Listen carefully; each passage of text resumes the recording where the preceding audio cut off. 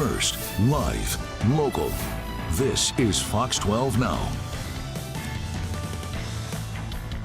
Hello, everyone. This is Fox 12 Now. I'm Greg Nibbler. Thank you for joining us. I appreciate it. Of course, we are live streaming here every weekday, and we cover a wide range of topics. We're live streaming on our website. We're live streaming on our apps. We're live streaming on social media. So lots of places to find the show, and of course, find it afterwards.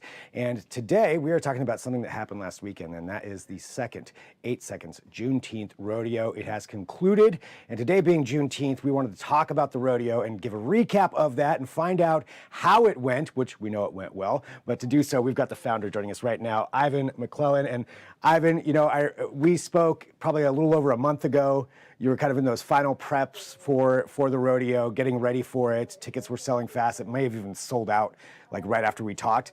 And then the event has happened. So, I wanted to talk to you just about this. What was your first reaction at the conclusion of this second Juneteenth rodeo? We went so much bigger, so fast. We went from the Expo Center to the Veterans Memorial Coliseum. We went from 2,500 fans to 7,200 fans in 1 year. So it's just been riding a rocket ship for the last year. And during the event, I was, trying to announce with the wonderful announcing team, ex-Mayo and Gus Trent and myself. But I was also running behind the scenes to help barrel racers out with problems or discuss something or another with the judges. The wrong name was written on one of the big checks that we were handing out. So it was a duck of an event. It was smooth on the surface, but paddling like hell underwater. And after the event, I was a little relieved. I was a little, I saw every mistake. We had a plan and things didn't go to plan always. And I was just sort of like, oh, there were 1,000 errors. But it wasn't really until I got home and went on Instagram that I realized what we had done and what we had put down and the effect that it had on people that were there. And people were overjoyed. Seeing it on, people's videos that they had captured let me realize that it was absolutely beautiful, absolutely powerful, and something that will have a resounding effect on a lot of people for a long time. I think that says a lot for you, being the one ultimately running this whole thing, I'm sure with your team, and you see all of those mistakes. But as you mentioned, it's like a duck battling water. For everybody else, they're just having an amazing time. And that's a testament to that hard work that you're doing. Maybe it's putting out some fires behind the scene and taking care of some things, or a barrel rider or a misspelling. But ultimately, it sounds like the event itself, that's not the thing that anybody else is going to notice. They're going to notice that feeling that they had from it. Yeah, completely. People are there for the emotion. People are there for the culture. There were tons of Black people showed up. Tons of people showed up in their cowboy outfits, and it was just overall a moment of complete joy and something that I'm so proud to have put on in Portland. I think another moment that made me realize what we had done and how positive it was talking to my mom and sister. They'll always tell me the truth. And if I put a dud out there, they would absolutely let me know. But they were just over the moon and had such a great time at the event and had nothing but positive things to say. And I was like, if somebody's going to tell me the truth, it's going to be my sister. And she told me that it was great. You got to have somebody that's a straight shooter. Like you said, somebody's got to tell you. Absolutely. Well, I mean, looking at that, from last year, as you mentioned, it was like, I think you said 2,400 people to 7,200 people, or however many it was for this one. I mean, like exponentially growing. Why do you think it is that so many people from the community are so enthralled with this and wanted to come out to it, to where this one even sold out? You tripled capacity and you sold out already. Yeah, I think it's authentic. I think it's something that comes from a place for me of absolute love and absolute joy. I'm obsessed with this culture. I think that it is phenomenal. I think that the West is very impactful, very primal. It's rooted in agriculture. It's rooted in what we eat. And I think it's really entertaining. And I think merging that with Black culture is something that sensorily just I'm incredibly attracted to. And so bringing that with a pure heart and pure intent, I think people just feel it. And it's something that other people want to engage and be involved with. We highlighted a lot of pioneers in the Pacific Northwest during the event. Letitia Carson and George Fletcher and Jess Stahl, pioneers that came before us and just like carved a path for themselves in a place that was often hostile.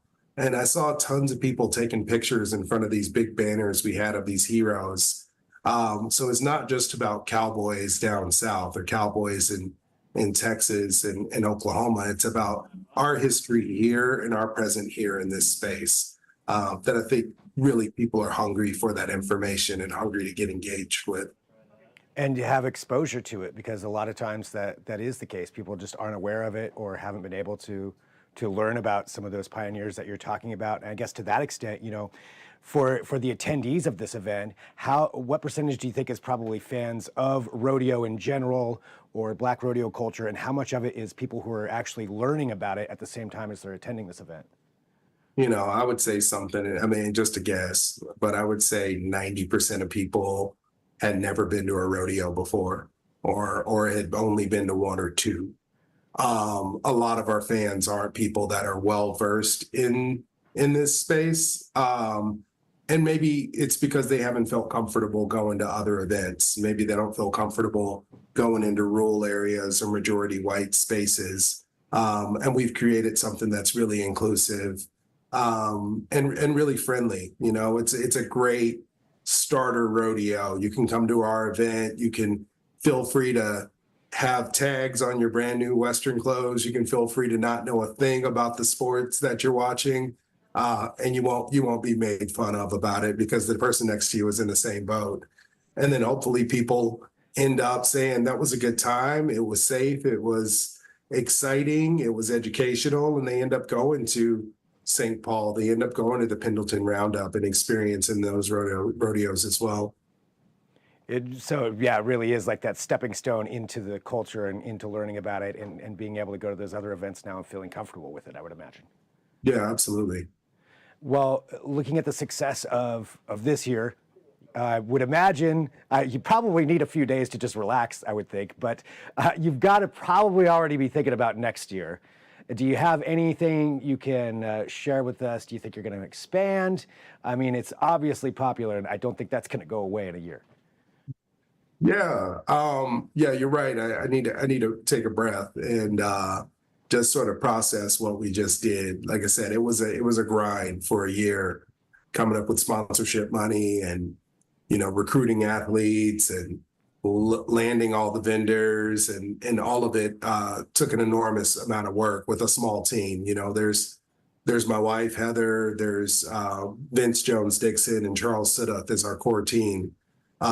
Everybody else we contract out the work. But there were over 100 workers working on the event. We had 23 or so community vendors, food vendors outside.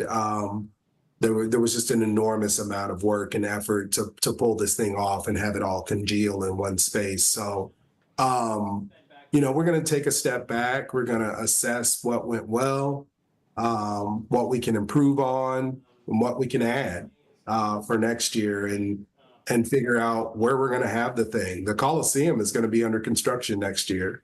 Oh. So that's a big challenge of figuring out where to have the rodeo and not grow so fast that it's something that's unwieldy. This year, that scale up was a big challenge, and I think we learned a lot. But we just want to be careful. We want to make sure that we put on something that's good and worthy of people's time and money that they're spending to come and see the show. I mean, I got to say, I remember talking to you about this, that you hadn't put on really any kind of event before going into this, if I recall correctly. So yeah. to jump into this and still to pull this off, quite honestly, is a feat that's very impressive just from an event planning standpoint, and to pull it off so well and have such an impact is really, really impressive. Well, thank you. Yeah, I appreciate it. like I said, it's coming from a place of authenticity. It's coming from a place of wanting to be useful, to impact the Cowboys' lives and to give them great paydays because I think they deserve it. And I think they deserve a platform of recognition. And it also comes from a love of Portland and the community here and wanting to share this gift that's done so much for me with everybody in the city. So it's a real joy to be a steward of this event. I've said it's really not my event anymore. It's Portland's event. And the city has definitely owned it.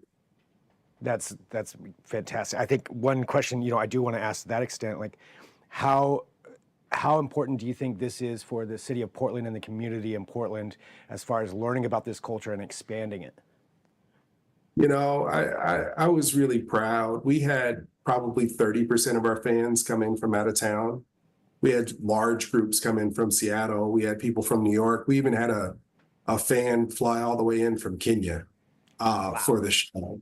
And I guess there's no rodeos in Kenya, so they wanted to see one, and this is the one that they chose. And I'm really proud that people enjoyed the city. I heard some folks from New York went out to Multnomah Falls and had a beautiful time. And me and the Cowboys stopped by a party that a bunch of travelers from Seattle had drove down. There were over 200 of them at the DoubleTree, and we rolled in there and did the Cupid Shuffle with them and had a good time. And I spoke on the mic and, just having people come to the city that I love and experience it in a really positive way means a ton. I couldn't stand it when I would go out of town and I would tell people I was from Portland, Oregon, and they would say, why? Why do you live there? That's not anything, not a question that I ever want to answer. I want everybody to know why Portland, Oregon, because Portland, Oregon knows how to turn up. And Portland, Oregon is a beautiful, culturally dynamic place, and it's a safe place, and I think we represented it well this weekend. Yeah, I can't think of a better ambassador than right there what you just said. So, Ivan, thank you very much, for joining me here today just to talk about this, and congratulations, seriously. I mean, thank you so much. It's really incredible what you've accomplished with this, and looking forward to next year. But yeah, take a break, get some rest. Absolutely. All right, Ivan, thanks so much for being here today. Thanks, Greg. You bet. And for everybody watching, again, this is Fox 12 Now. I appreciate you joining us. We do live stream here every weekday. We cover a wide range of topics, so you can check all those out at kptv.com or on the Fox 12 Oregon app. Those are two places I recommend, but wherever you're finding us, thanks for doing so. And you can share these episodes too, and share whatever it is that we're talking about, sometimes important things like the Juneteenth Rodeo. All right, we're going to sign off right now. We may be back later. We may not. But I'll talk to you soon. I'm Greg Nibbler. This is Fox 12 Now.